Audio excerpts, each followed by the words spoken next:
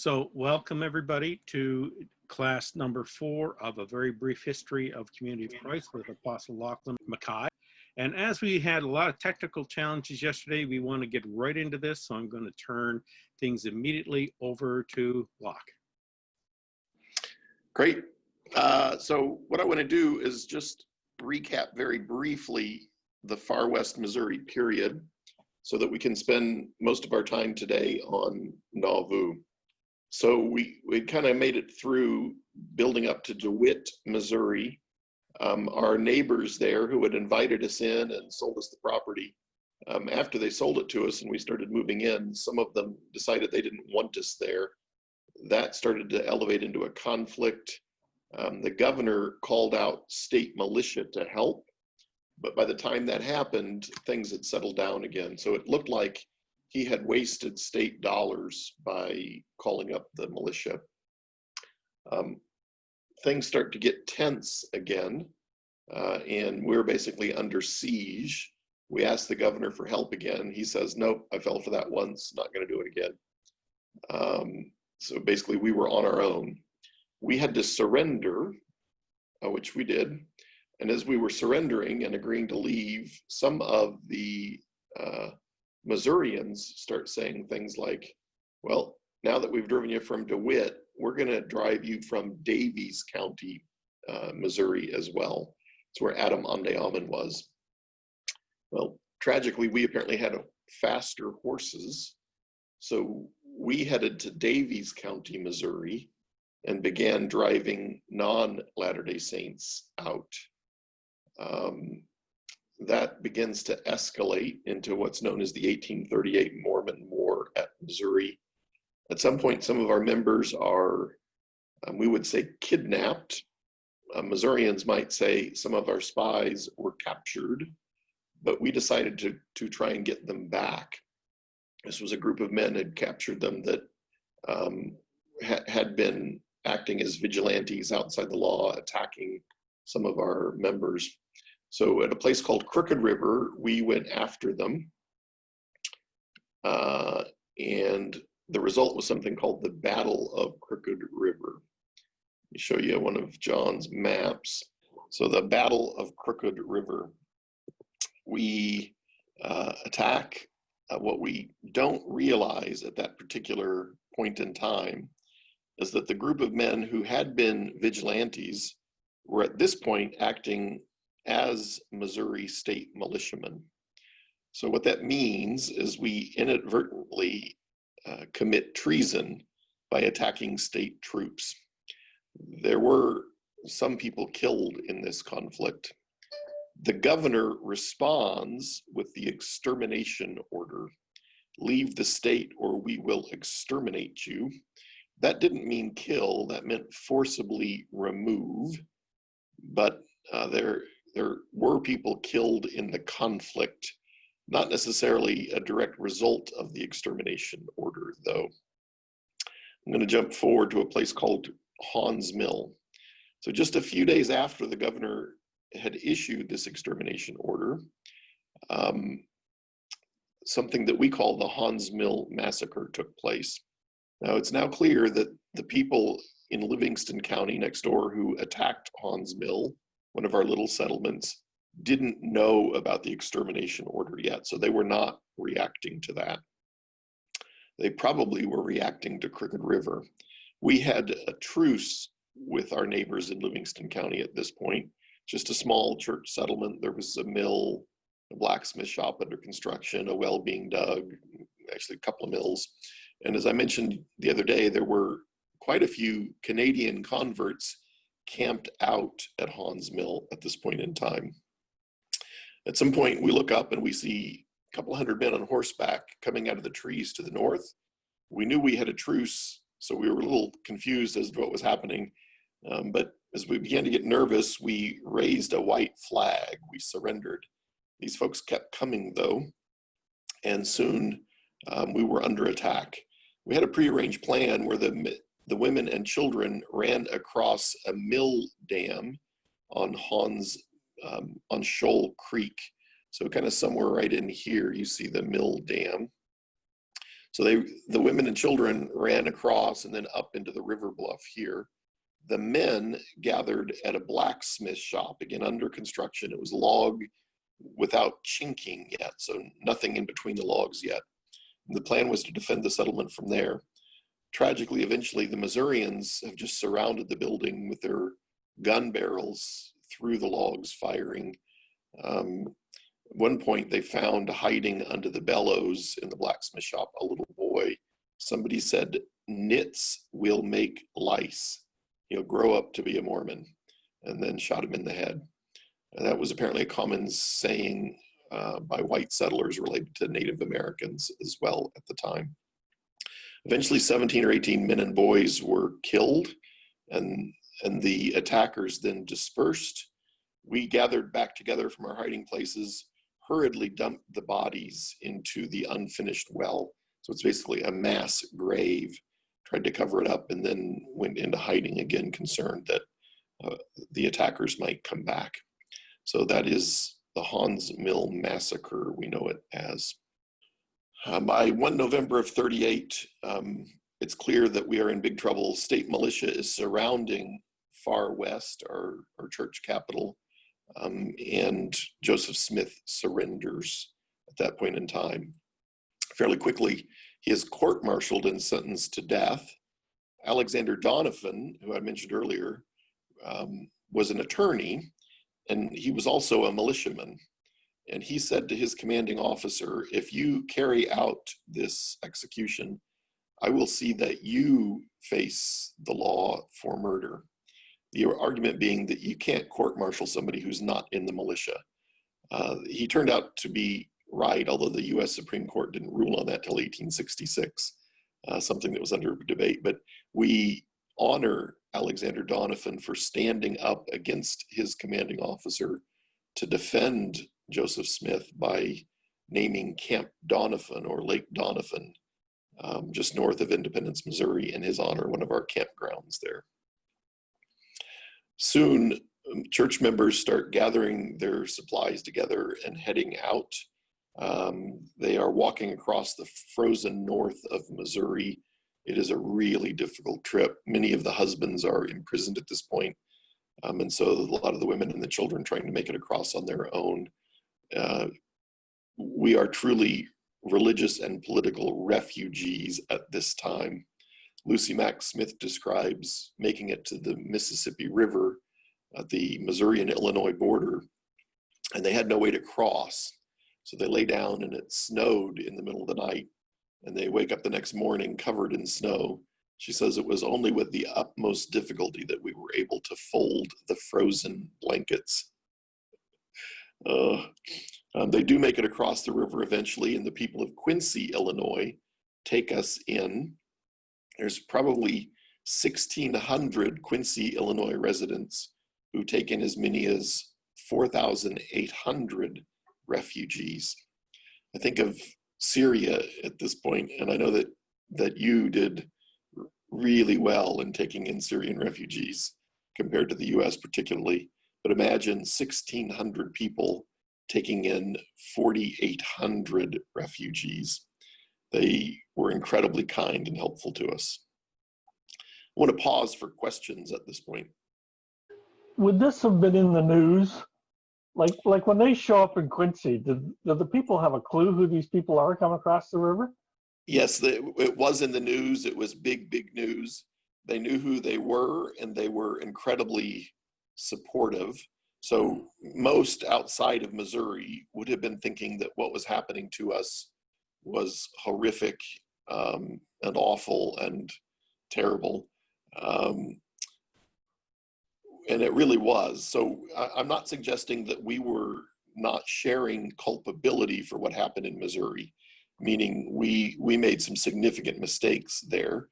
We didn't turn to violence initially, but we certainly embraced it heartily once we did.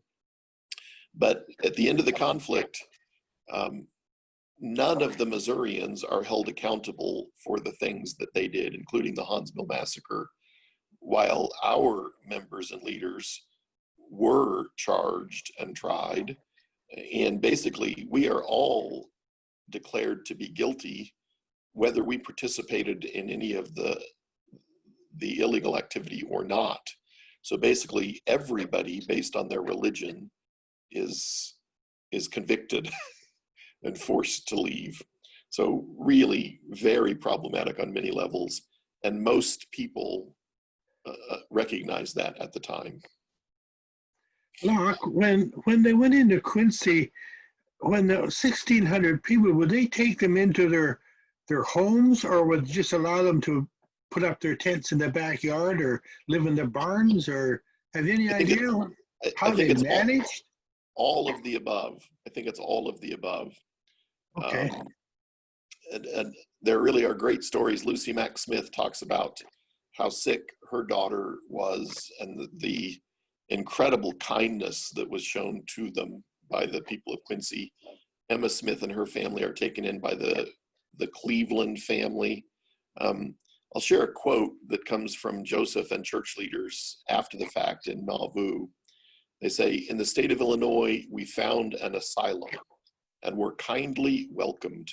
It would be impossible to enumerate all those who in our time of deep distress nobly came forward to our relief, and like the Good Samaritan, poured oil into our wounds and contributed liberally to our necessities. As the citizens of Quincy en masse and the people of Illinois generally seem to emulate each other in this labor of love. We would, however, like to make honorable mention of," and they point out a couple of people, and this is my favorite line, "They will long be remembered by a grateful community for their philanthropy to a suffering people, and whose kindness on that occasion is indelibly engraven on the tablet of our hearts in golden letters of love." I love that. I love that. The people of Quincy have a long history of taking in oppressed folk. They did the same during the Trail of Tears when Native Americans were being pushed across the country, and also were very helpful to enslaved peoples with Underground Railroad activities. We will move to Nauvoo, but before we launch into Nauvoo, I want to kind of share some perspective. I thought this was new to me when I discovered that Andrew Bolton's son Matthew was talking about this 10 years ago. It is clear to me that as individuals, we were deeply scarred by the atrocities of Missouri. And as a community, I believe we were suffering from what's called collective trauma. So as individuals, post-traumatic stress, and as a community, collective trauma. Think about, in the US, for example, Hurricane Katrina that destroyed the city of New Orleans. And suddenly you wake up and your home is gone and your school is gone and your church is gone and you're in Houston, Texas, hundreds of miles from home. It is devastating. And that trauma can be transmitted through generations. And that is, I believe, what's happening to us coming out of Missouri. The illegal court-martial, Joseph sentenced to death, the Hans Mill Massacre, the extermination order. So I argue that you can't really understand Nauvoo without realizing or without seeing it through the lens of the atrocities of Missouri. So as a people, we are so deeply scarred by Missouri that we start making decisions and taking actions in Nauvoo to make sure that Missouri isn't repeated. But tragically, in doing that, we set up not just the atrocities of Missouri, but worse, the murder of Joseph and Hiram Smith. So Nauvoo doesn't make any sense if you don't look at it through the lens of the trauma of Missouri. And we'll explore some of the ways that I think that's lived out. So they're in Quincy, thousands of them, and they soon realize that they might be able to buy land north. Today it's about an hour's drive by car. So what is it, about 55 miles or so? I should be able to convert that, but I can't. They realize that they can buy land in what is now Nauvoo on credit, which was important because they didn't have gold or silver. So they could have gone into Iowa, the state of Iowa, and buy surplus federal land for $1 or $2 an acre. Instead, they came to what would become Nauvoo and paid $40 to $200+ an acre. But the big difference was they could buy it on credit. It was a pretty good spot. Well, it was not a bad spot. It was on the top of the Des Moines Rapids, one of two places on the Mississippi River that steamboats couldn't get by often because of the rapids, which meant that it had significant water power potential to power mills and industry. It also was pretty swampy, which means lots of malaria early on. I talked on the tour, I think, about how we immediately began laying out this city plan, 4-acre city blocks, each 4-acre block going to have 4 1-acre lots. You would live in the city, but farm on the prairies up above on top of the river bluff. Nauvoo, as you can see in this map, is a peninsula with the Mississippi River on 3 sides of us. We soon overwhelm the city plan, though. There's maybe 11,500 of us here soon, second in size in the US state of Illinois, only to Chicago at the time. So just a booming city. And as I mentioned, I think in the Kirtland section, lots and lots of these folks coming from the UK. Probably a third of the citizens of Nauvoo by 1844-45 are from the United Kingdom, new converts. We had given up pretty early on the idea of living all things common. That communitarian focus is still with us, but it begins to be expressed differently. So by Nauvoo in the 1840s, that is expressed through things like trade guilds or unions. The sash makers and the potters and the shoemakers and the brickmakers start to organize to try and better themselves and their families. We also start a number of public works projects. You see the blueprints for something that was going to be called the Nauvoo House, this massive brick hotel. They hoped to put 300 Nauvoo residents in it. It was also going to be Joseph and Emma Smith's home, 4.5 to 5 stories tall. It's going to be L-shaped, so 2 wings, each 120 feet long. And we put men who had no building skills to work on this building, and in return, they would be given food and maybe some shelter. Another public works project is the Nauvoo Temple. It's going to be much like Kirtland Temple, but about 60% larger. And again, a lot of people put to work on this building that had little or no building skill. Development in Nauvoo is not limited to bricks and mortar alone. We had been granted by the Illinois State Legislature a charter, or the document that allows to exist as a city, that gave us some significant powers and some significant privileges. One of them was that we could set up the University of Nauvoo. So I talked earlier about how important education was to these people, and that continues into Nauvoo. They're planning for a university in the city. It also, unfortunately, allowed us to create the Nauvoo Legion.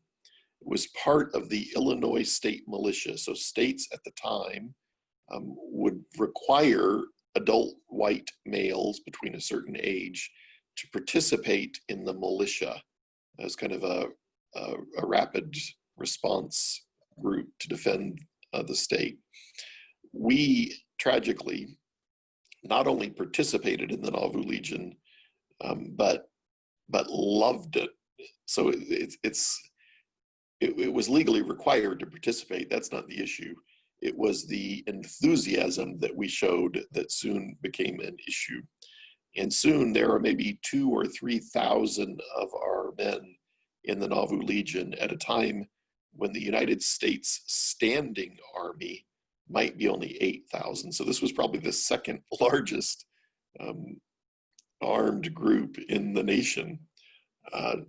Joseph Smith Jr. was given the rank by the governor of Illinois of lieutenant general.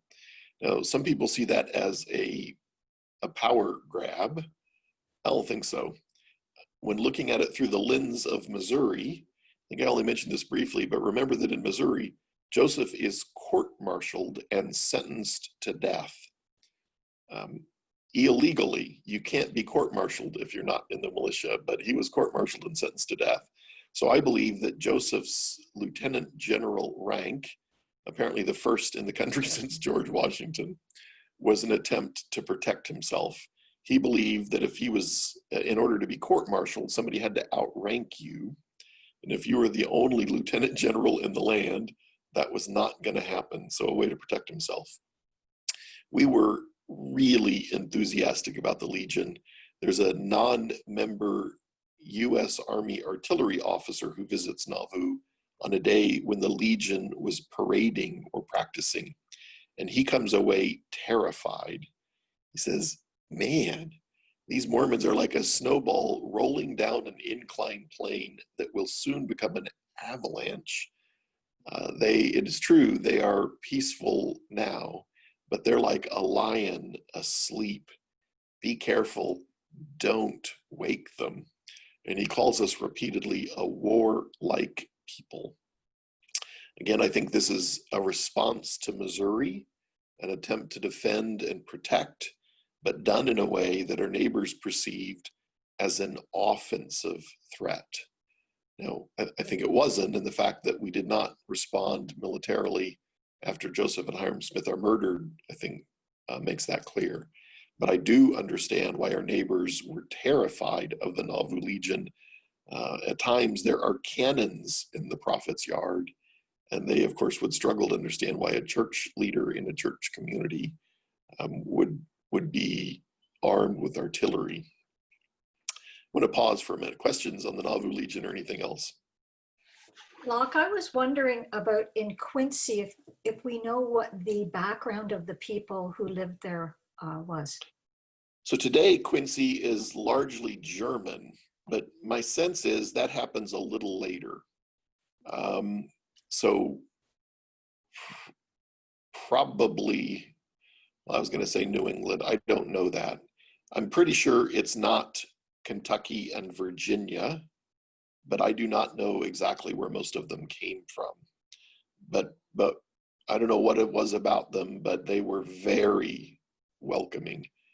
And again, today, mostly Catholic, but this would have been too early for that in the 1840s. I think it was John Hamer. John covered a little bit of this in his Under the Pine Trees session yesterday, and he said something that kind of really struck me, and I've been thinking about since, was that Missouri was very much part of the South in terms of their mindset and the way that they thought, their support for slavery and so on. And it sounds like you're saying that Illinois was not that. I think Illinois is not that, but I also can't tell you exactly what Illinois was. Right. Okay. It is interesting when you look at maps of the US, and I guess it shouldn't be surprising, and I'm guessing it's the same in Canada, we populate regions based often on where we're coming from. So there are parts of the US that are German, and parts that are Scotch-Irish, parts that are English. And my sense is maybe these parts were more English, maybe more Pennsylvania. Not, my sense is, as much New England. And Southern Illinois, I think, would have been more Southern influence. But this part, I think, not as much. And you can kind of tell by how people settle differences. So because we're New Englanders, even in Northern Ohio, when we have differences, we sue each other constantly, constantly. But by the time we're in Missouri, when we have differences, we shoot at each other. Okay, Locke? Yeah. Between 1829 and 1870, more than 10,500 Germans settled in Quincy. What's the early date? 1829 to 1870. Yeah, I bet a bunch of them are like 1850 and after. Right. But yes, the same thing actually happened in Nauvoo. when we are driven from Nauvoo, initially we sell to French Icarians, but as their community comes apart, we also had connected to a German Freeholders Association in Philadelphia. And so lots of German influence. And by 1900, Nauvoo is almost entirely German. Actually, by 1860, almost entirely German. So in some ways, I think the Mississippi River Valley reminded them of the Rhine Valley. And so by 1866, Nauvoo had 425,000 grapevines in the ground. It's Napa on the Mississippi, or Niagara on the lake on the Mississippi. Huge wine production region until Prohibition wiped that out. And John Wood, the founder, came from Massachusetts, and then by the name Quincy, you know, they were very much abolitionists probably in thinking. Sure makes Very sense. Free people. And John Wood is very involved in negotiating kind of peace between the Mormons and those attacking them in the 1840s. Like, did the Nauvoo Legion take any military action once they got into Nauvoo and got kind of organized, other than have parades? So the Nauvoo Legion, to my knowledge, never fought. They did parade a fair amount, and they did it publicly initially and with great fanfare, but that scared people so much that they realized that wasn't a great idea, and they moved their parades, their practices outside of town fairly quickly. Would What else? Nauvoo be characterized as being, was it prosperous? Were they actually paying their way, and were they? Yeah, I think Nauvoo was at a glance prosperous, but it was an artificial economy. It was based on the gathering. So people are surviving because they're building. They're imagine all the houses that had to be built, for example. But if at any point the gathering stopped, we were going to be in trouble because we had really no industry. There was potential with the water power, and we were working to harness that, but we're not able to really live that out. So imagine with all those UK converts coming from the factories in Manchester, for example, what are they going to do when they land here? There's no factories to work in. So we are desperately trying to industrialize. And I find it interesting that a lot of visitors to Nauvoo comment, it is a beautiful place, and they talk about how pretty it was and how kind of well kept it was usually. But they talk again and again and again about how it reminds them of a European city. And I'm not quite sure why. I think it might be living in town and farming outside of town. But I thought that was kind of interesting. I guess it also could have something to do with all those UK converts coming in. So Nauvoo was described as springing up like a mushroom, meaning it wasn't there one day and it was there the next. But also some people talk about especially early, kind of the really rough living conditions early on. So people living in sod homes and, slab homes and log homes, but it's fairly quickly developing. What else? So let's dive into Habeas Corpus, which is critically important to the story of Nauvoo, but something we don't talk about a lot. Habeas Corpus was a privilege that the city charter granted us, the use of the writ of habeas corpus when enforcing city ordinances. Habeas corpus literally means to have the body. It means that if you are arrested, you could get a writ of habeas corpus to be taken in front of a judge who doesn't look at guilt or innocence, only looks at, is your arrest legal? Remember, at this time, the judges were circuit riders, and you might not see one for months. So you could be imprisoned for months if you didn't have this privilege. So you get in front of a judge who decides if your arrest is legal or not. Can you be held, or do they have to release you? It guards against false imprisonment. The Nauvoo City Charter gave us this power, and the city charter was not much different than some others, like Chicago's charter or Alton, Illinois' charter. So it gave us this power when enforcing city ordinances.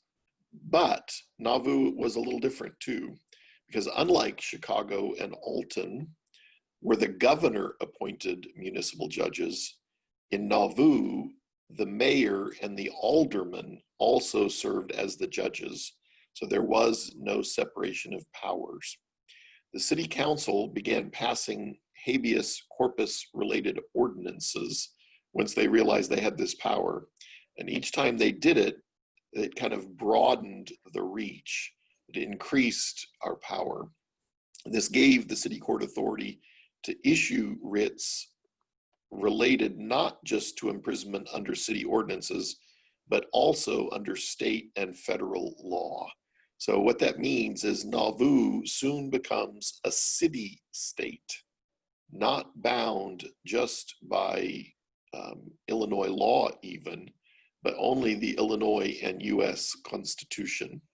Habeas corpus was used to protect Latter-day Saints in Nauvoo, but it also alienated our neighbors. So we would be saying, we can't get a fair trial because there's so much prejudice against us. So if arrested, our members and leaders would use habeas corpus to be taken in front of a Nauvoo city judge. But our neighbors would see that and say, the law can't reach them, can't touch them. They're abusing this power. Kind of an extreme example of these ordinances that we are passing to broaden our reach is ordinance number 68, an extra ordinance for the extra case of Joseph Smith and others. And what that did is it basically said that if anybody tried to arrest Joseph on those old Missouri charges, they could be imprisoned for life. And the only person who could pardon them was the governor of Illinois. And he could only do that with the permission of the mayor of Nauvoo. Anybody know who the mayor of Nauvoo soon was? Joseph. Joseph.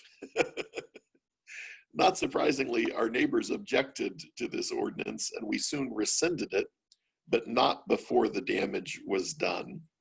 So our neighbors came to believe that in Nauvoo, we were beyond the reach of the law. We would have been saying, we have to do this to protect ourselves because of the abuses we experienced in Missouri. Soon, we start using habeas corpus to defend Joseph or protect Joseph from extradition attempts. So fairly quickly, Missouri starts sending sheriffs over to arrest and extradite Joseph, to take him back to Missouri to face charges coming out of that 1838 Mormon War.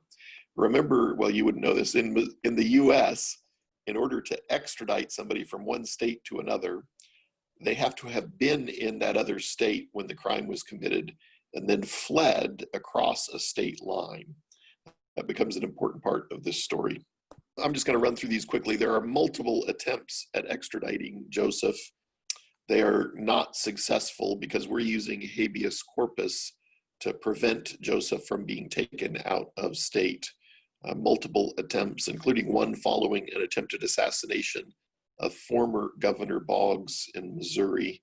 That one's kind of fun, not the assassination, that was awful. He lived, but they eventually, Joseph goes to Springfield, Illinois, the Illinois state capital, to have a habeas corpus hearing on whether or not the state of Missouri can extradite him back to Missouri to face charges related to Governor Boggs's attempted assassination. Joseph's attorney for this hearing is a guy by the name of Justin Butterfield. The judge that Joseph goes in front of is a federal judge, Pope, P-O-P-E. Butterfield was not just talented, but funny. So in his opening remarks, again, Springfield, Illinois, he says something like, "I never dreamed I'd be standing in front of the Pope," get it, Judge Pope, "defending the prophet of the Lord in the presence of holy apostles," because some of the 12 were there, "surrounded by beautiful angels." The angels are reference to the fact that there were ladies in the courtroom, including Mary Todd Lincoln, Abraham Lincoln's new bride. If there was such a thing as celebrity at the time, it was not the Lincolns, not yet, it was Joseph. And people had turned out from all over to witness this hearing. Butterfield managed to get Joseph released at this particular extradition hearing. On the way home, church leaders wrote something called the Mormon Jubilee, 14 verses long, praising Judge Pope and Governor Ford and anybody else they could think of. They sing it all the way home. Eliza R. Snow later wrote another 16 verses. So 30 verses to this Mormon Jubilee celebrating Joseph's freedom. There's yet a third attempt at extradition. So we had been using this pretty regularly to protect Joseph, but each time we do it, our neighbors get more and more annoyed and think that Joseph is beyond the reach of the law. Joseph, by the spring of 44, decides to run for U.S. president. Why? Well, after we had been driven from Missouri, Joseph had gone to Washington, D.C., and met with U.S. President Martin Van Buren and asked for help after our illegal expulsion from Missouri. It's unclear what Van Buren said, but it was either, "Sorry, that'll cost me the Missouri vote, I can't help," or "Sorry, the federal government doesn't have the power to intervene in state matters." But whatever he said, he wouldn't help, and Joseph was pretty annoyed. In the next election cycle, Joseph is writing to the various candidates for US president and saying, "Okay, if elected, how are you going to help?" And if they even bother to reply, it's, "Oh, sorry, we can't get involved. The federal government doesn't have that power." So Joseph is really annoyed. He decides if the politicians aren't going to help his people, he will help them. So he's running for US president in the spring of 44. His presidential platform survives. It's called General Smith's Views. Among other things, he's going to be rid of slavery by 1850 or sooner. He's going to slash the number of officials elected in Washington, D.C., and slash the salaries of those that remain. Joseph said, "I'll pay them $2 a day. That's more than a farmer makes, and a farmer works an honest day." Joseph is going to throw open prison doors, tell the prisoners to go and sin no more, and then turn those prisons into centers of education. So you might be getting a sense as to why Joseph was controversial, his presidential platform. New ideas or new development, not just related to bricks and mortar. Joseph's also introducing significant new theological concepts. So remember, in Kirtland, we were very much New Testament focused. The temple really focuses on improving this life. But in Nauvoo, Joseph started to introduce things like baptism for the dead by proxy and sealings of husbands and wives and families together in a way that would last, they believed, into the hereafter. He also introduced this new understanding of endowment or spiritual empowerment. This guy named Samuel Brown, who wrote a couple of years ago a book called In Heaven as It Is on Earth. And he looks at Joseph and the church in the context of 19th century death and dying culture, and makes a pretty persuasive argument that what we were all about early on is defeating death. That what Joseph was very much focused on is trying to figure out how to keep us together into the hereafter, and as individuals and as families and as a church community.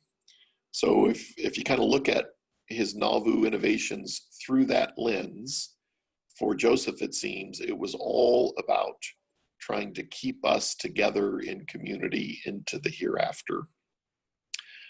He also began to introduce some secret teachings, and some not so secret. The most controversial, the nature of God. So Joseph starts Trinitarian, but by Nauvoo, he's teaching that there are three separate, distinct beings in the Godhead, and that God has a physical body, and that God was once a man. So far removed from Orthodox Christian thought. He also starts to teach a variation, something very different than traditional Orthodox Christian marriage. But before we launch into polygamy, let me pause. Questions on any of that? Locke, I have a question.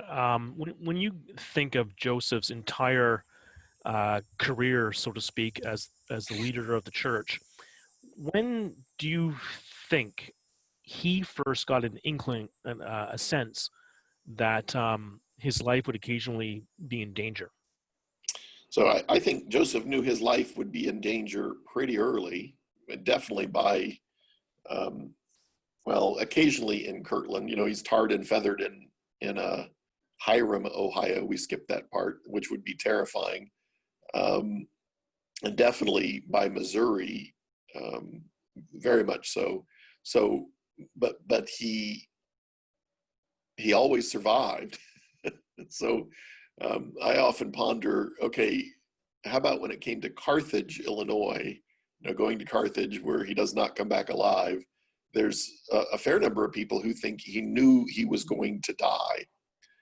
I'm not in that camp. I think he knew he was in significant danger, but he had been many times before, and he'd always come home safely.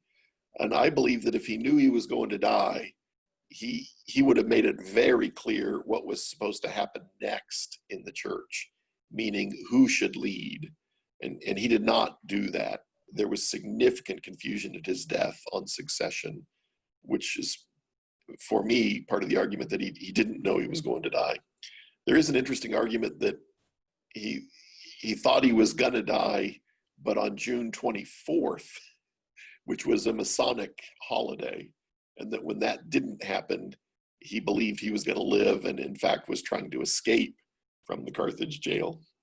A guy named Joseph Johnston makes that argument. Kind of interesting. What else? Were there other centers like Nauvoo that had the same privileges under the law as Nauvoo, that is, other centers throughout the U.S. or other states? So that charter gave us significant power. So there were other cities like Chicago or Alton whose charters granted similar powers, but because the politicians wanted our votes, and we are block voting, so we would swing Whig to Democrat, the two parties in the US at the time, and the belief was we could swing congressional elections, you know, at the federal level. So because people wanted our votes, it seems like they let us at times interpret our power in strange ways. So eventually, the city of Nauvoo is telling not just state officers, but in one case, a federal officer what to do, meaning they were saying, you have to release that prisoner. And that was highly unusual, extraordinarily unusual. So on paper, we're not that different. In practice, we became really quite different. Again, almost a city-state, in effect, Nauvoo becomes. That was not at all common.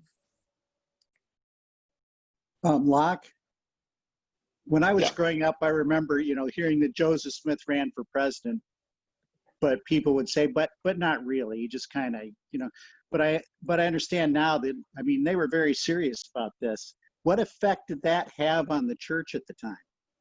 So can you see my shirt? Yes. For President General Joseph Smith, Nauvoo, Illinois, for Vice President Sidney Rigdon, Esquire of Pennsylvania. That's the masthead of the Times and Seasons, the church newspaper at the time. He was serious. Now, did he really think he could win? I'm not sure. I think probably he thought he could line up hundreds of thousands of votes, and we sent hundreds of missionaries out on campaign missions in the spring of 1844. And we were printing General Smith's views, that presidential platform, all over the country. There was a campaign convention for Joseph in Kirtland Temple just a couple of days before he's killed. There's a straw poll taken on a steamboat that's coming up the river, and Joseph won in a landslide. Now, what we often don't say is the boat was loaded with Mormon converts from the United Kingdom. I don't think Joseph really thought he could win, but then at other times, I remember that with God, all things are possible, as they understood it. And Joseph actually created something called the Council of 50 late in his life in Nauvoo, which is this kind of super secret group of men. This is going to get a little confusing, but we came to believe that there was the church and that there was the kingdom of God on earth, and they were not the same thing. And that there would be people in the kingdom of God who were not church members. So this council of 50 men included non-Mormon men in their ranks. And their job in the Council of 50 was to physically bring about the kingdom of God on earth. So to put the infrastructure in place for Christ to return and reign. So they were really very serious, but I still am not sure if they thought Joseph could win. Josiah Quincy and Charles Adams, I think maybe son and grandson of US presidents, visit Nauvoo maybe a month before Joseph is killed. And they come away significantly impressed, but they quote Joseph as saying, "Gentlemen, it's by no means improbable that I might win." So I go back and forth on that. Locke, I've never put it together in context that he was a presidential candidate when he was murdered, which is kind of, puts him in a different category news-wise. Yeah, and I've actually heard the argument that he is the first presidential candidate assassinated in the US. I don't know if that's true or not, but there is, and we might get to this, but there is an argument that his death is at least a statewide political conspiracy, that it's not religious, it's political. And maybe, I'm not completely convinced, but the church newspaper that announces the deaths of Joseph and Hiram Smith, who are shot by a mob in Carthage jail, June 27 of 44, our church newspaper, the headline that announces the deaths says, "Awful assassination," which of course even today carries political overtones. So we seem to recognize that political element at the time. Anything else? Like in Carthage, you talked about the mob that shot him. I had understood at some time that the militia of Carthage, the gray militia or something, just kind of turned their on it and let the mob go wild. Is there any truth to that? There is truth to that. I think that the Carthage Grays, the Illinois State Militia of Carthage, Illinois, were in on the conspiracy. I think they loaded their guns with musket balls, but no bullets. I'm sorry, with powder, gunpowder, but no bullets. So it looked like they were defending the jail, but they were not. And the mob itself, I think, is the Warsaw, Illinois State Militia, a little town just downriver, who thought they should be the economic powerhouse in the region. And they were in a better spot geographically because they're at the bottom of the Des Moines Rapids versus the top, which mean open navigation to New Orleans and all the markets up the Ohio River. But because of our communal nature, we were winning in that economic battle, and they were pretty annoyed by that, among other things. So it's the Warsaw State Militia not acting under the state orders, though. They were vigilantes. They were not the governor was not involved in their death. They went off on their own. They also were apparently Masons, and we'll try, if we get time, we'll talk about how Freemasonry plays into it. All right, polygamy. More wives than one. So according to Joseph, Emma was his only wife. According to William Law, who was Canadian and a member of the first presidency in Nauvoo, Joseph was secretly teaching plural marriage or polygamy while publicly denouncing it. According to William Marks, who was the stake president in Nauvoo, which was then a really important position and would be a member of the first presidency for Joseph III in the reorganization, Joseph was initially involved in the secret practice of plural marriage, realized it was a mistake, and was trying to get it stopped at the time of his death. I actually land with William Marks. I think there's decent evidence to support that position, but because polygamy was so secretive, you can also build an argument that Joseph was in no way involved, or you can build an argument that he was fully involved until the end. But I think William Marks is probably right. A little context, there was something about living in community, these communitarian groups of the early 19th century, that with rare exception brought sexuality into the mix. So the Shakers, for example, another communitarian group that are even older than us, they raised questions about sexuality, and they landed on celibacy, trying to purify themselves for Christ's return. Oneida community in upstate New York, some of you might have Oneida silverware in your drawers. They practiced in the 1840s and 50s something called complex marriage, where everybody was married to everybody else. Of course, Latter-day Saints and plural marriage, there are lots of other examples of this. So with communitarian groups, for whatever reason, questions about human sexuality generally get raised, and questions about the definition of family are asked. So with the Shakers, everybody considered themselves to be brothers and sisters. With the Oneida colony, they're all one big family. With the Icarians that moved into Nauvoo, that French group, they would take the children from the parents at age maybe 4 and raise them collectively as one big family, all the kids separated from their parents. So just kind of helpful context to remember that in the early 19th century, there was a lot of experimentation happening like this. I believe in the US, and I don't know enough of Canadian history to know if it happened there too, the 1960s was a similar period. Lots of social upheaval that led to these kinds of questions.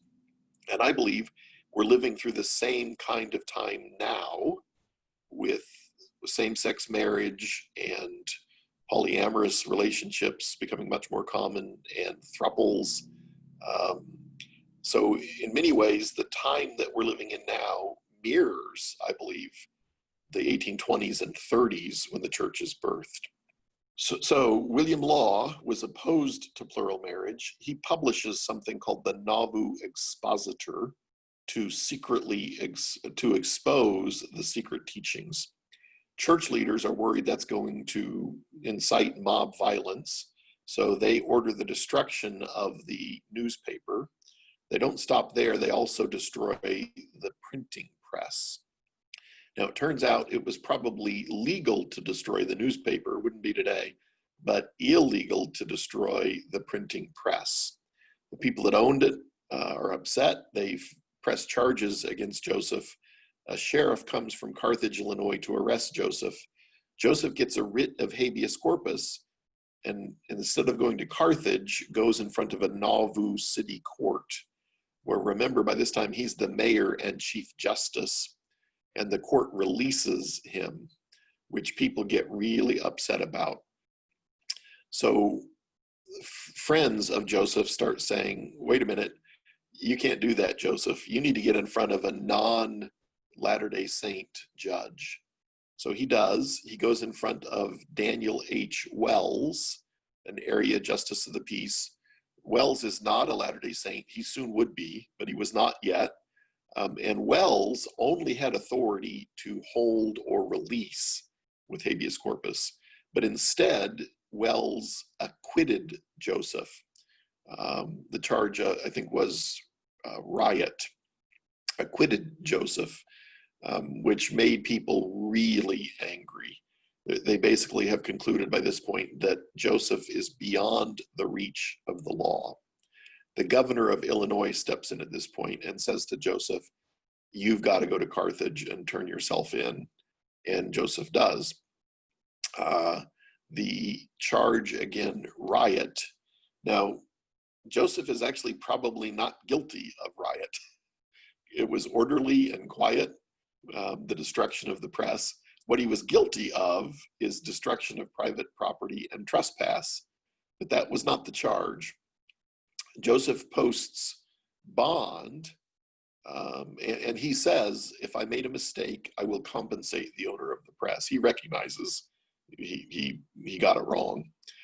He posts bond, prepares to leave, is immediately re-arrested on charges of treason. I'm not a conspiracy theorist, but if there's a conspiracy, it's in the treason charge, because that's a non-bailable offense, meaning he can't just put up some money and leave.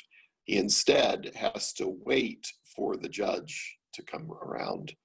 And the treason charge is related to the fact that he had called up the Nauvoo city militia, the state militia, to protect the city from gathering mob violence. While waiting to go in front of the judge, June 27, a mob, as we talked about, probably the Warsaw State Militia, charged the jail and shoot Joseph Smith and his brother Hiram. Yes. Who brought those charges of treason? Who brought the charge? The first one would have been the owner of the press, or the owners of the press, the Laws and probably the Fosters, maybe the Higbees.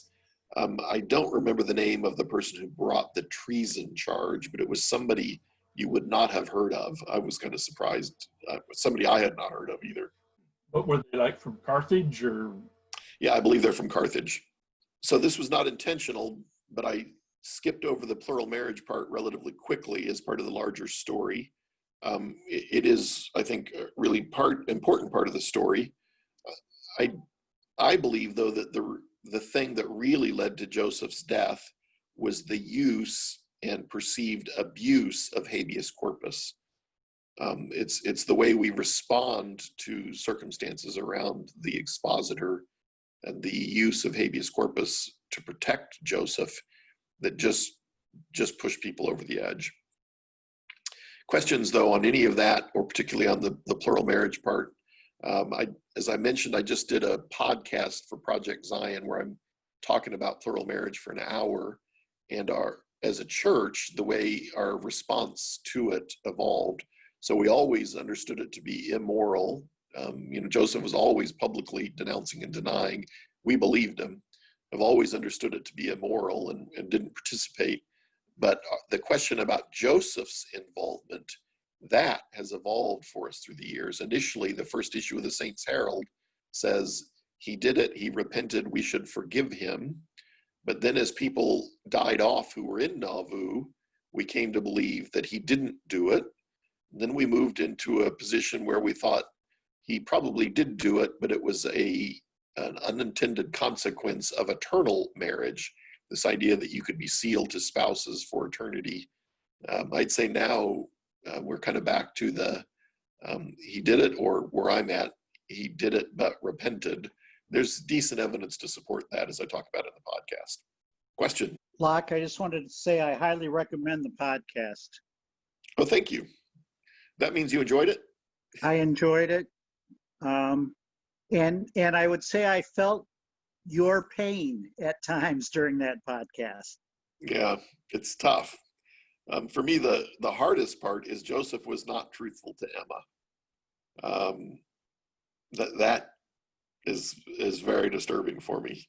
I guess one of the questions I have had for some time is if Joseph ever got to the place where we referred to him as a fallen prophet. So I don't think so, but before I answer that, I just flipped my camera and I saw that it's 1:04. So for folks who need to leave, please do. I have time to stay and keep answering questions. But don't feel bad if you need to drop. So no, I don't believe as a church we have ever been, or that as a church we took the position of Joseph as fallen prophet. I think that we have long recognized that he's a man who can and did make mistakes. Interestingly, and I have LDS friends who get mad when I point this out, but it was an LDS friend who first pointed it out to me. Brigham Young said, based on something that Wandel Mace said, who was at Carthage with Joseph, that once Joseph decided, so initially when things are getting really tense, Joseph decides to flee, and he and Hiram head across the river into Iowa, but they are then convinced to come back and turn themselves in at Carthage. Wandel Mace said, and Brigham Young picks this up and repeats it, that once Joseph came back across the river, there was not one particle of light left in him, which sounds to me like fallen prophet is what he's saying. But that is not a position that the reorganization took, but it is a not uncommon position among various kinds of Latter-day Saints. I believe that all of us are flawed, and that God recognizes that, and God continues to choose flawed people to work through.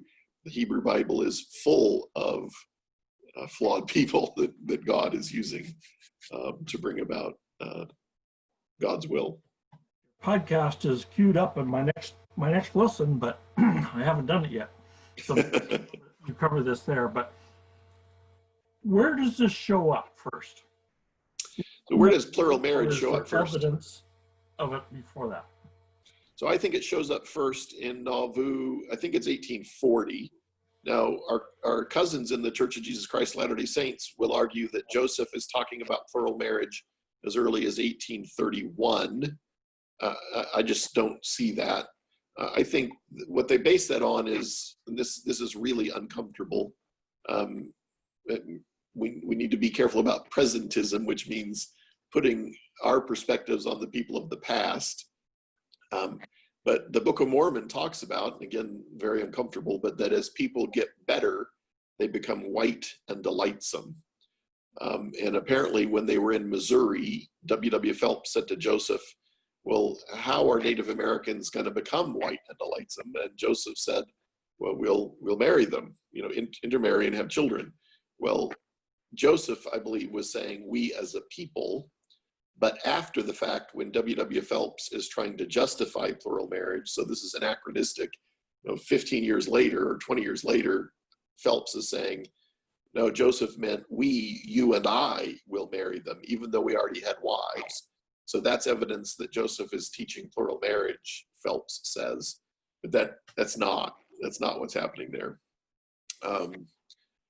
So there are references to an inappropriate relationship Joseph had with somebody named Fanny Alger in Kirtland. I think there was some kind of relationship. I don't know the nature of it, but at the time it was considered inappropriate.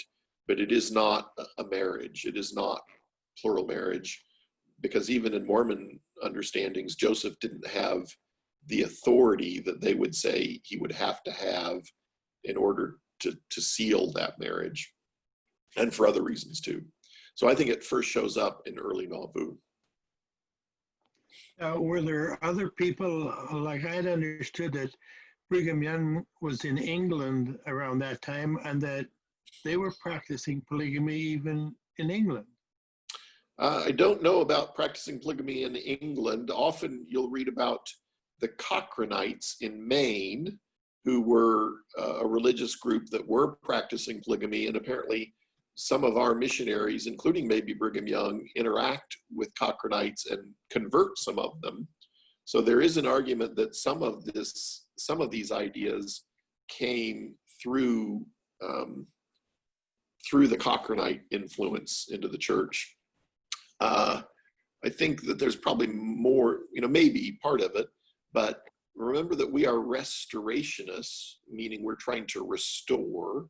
And I think definitely part of it is they're reading about Old Testament prophets that have multiple partners, And I think they see that as justification or something that they're supposed to restore.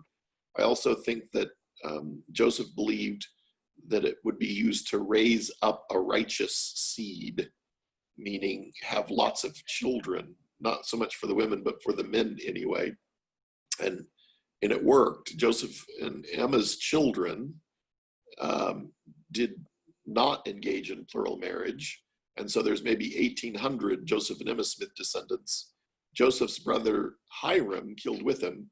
His kids go to Utah. They are polygamous. They have 28,000 descendants.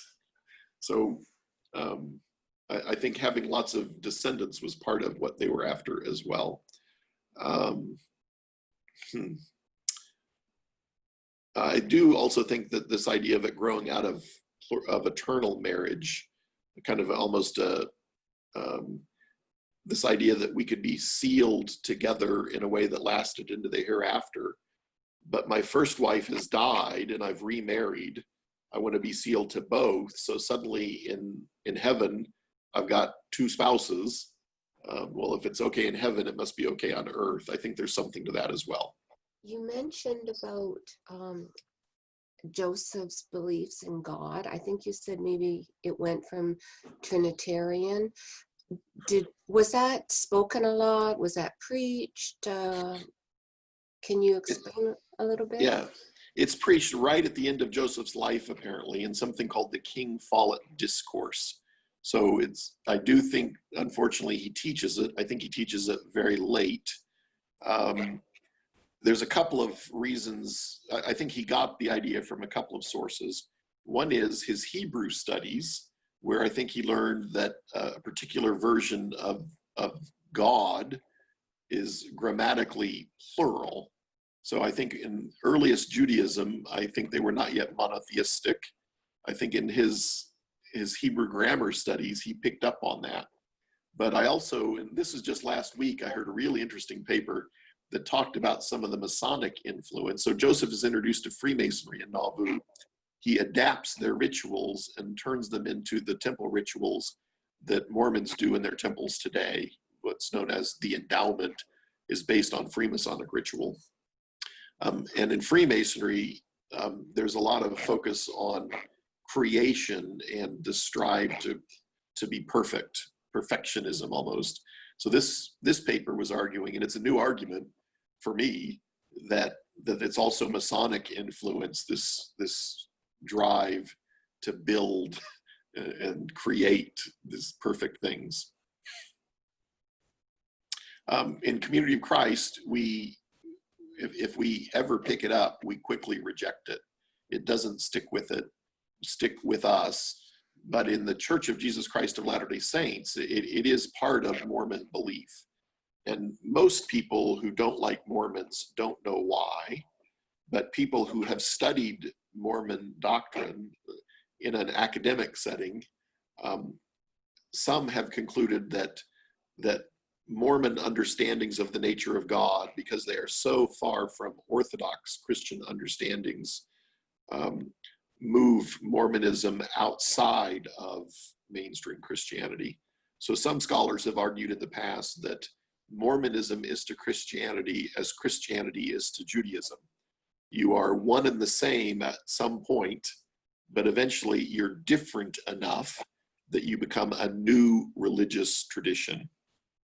Now, the people who have argued that more recently in many cases have said, yes, that was true, but Mormonism is changing so rapidly that they're moving back towards orthodoxy. And I also think that's true, but they're still far from it. So this idea of a plurality of gods and progression to godhood, which I don't even think we had a chance to talk about, is still part of Mormonism, not part of Community of Christ, never part of Community of Christ, but would set Mormonism significantly outside of Orthodox Christianity. What was the appeal of Freemasonry? What was the appeal of Freemasonry? I think there's a number of things going on there. So the conventional wisdom at the time was that Freemasons descended from the builders of King Solomon's temple. So there's this mythical understanding of where Freemasonry came from that was commonly believed at the time. So if they built King Solomon's temple, they should know what happened in the temple. So Joseph said, the Masons have a distorted priesthood. I am restoring it to its pure form. So he was comfortable with some relationship. It's very uncomfortable for a lot of Mormons today to know that there was this cross-pollination. But the Nauvoo Temple, of course, had an angel with a trumpet on it as a weather vane originally. But on top of the weather vane was a square and compass, which of course are Masonic symbols you'll see on Masonic temples today. And on the garments that Mormons receive as part of their temple rituals, there are symbols sewn in, including squares, and the suns and the moons and the stars, the sunstone, moonstone, starstones that make it onto the Nauvoo Temple are Masonic symbols as well. So lots of crossover early on. I think also Masons were politically quite powerful in Illinois at the time. So I think they saw an opportunity for political influence in those connections as well. I often have wondered that if God wanted to restore the church, that Joseph would have had a lot of direction and might have been told to back off on some things. And as a result of influence of outside groups like the Masonics and politics and everything else, his so-called church was influenced by some of those things. And I keep thinking that even Jesus, when he came, we don't really know how much his preachings were influenced by the Zoroastrian religions, things coming out of Judaism, and how many things that he taught came out of other sources and not necessarily directly from God. And so you've got a little bit of fuzzy stuff there. Yeah, if he's fully human, you'd think that there had to be some contextual crossover. I mean, in our own lives, try and imagine any decision not impacted by the context that we live in. You can't divorce yourself from it. And of course, in Community of Christ, we have long understood that revelation does not bypass the humanity of the prophet. So we don't understand that God whispers into the prophet's ear and that they perfectly convey that message to us. We understand that the humanity is involved in the process, which is why we are engaged in discerning about those inspired documents. We are just about out of time here. We're going to have to wrap this up. So Great. I think this is a good opportunity to say so long for today. And we hope to see everybody back again tomorrow for our final episode in this class series. Thank you very much. Hopefully my technology will recover by then. Your cell phone bill. Thank you. Goodbye, Bye. everybody.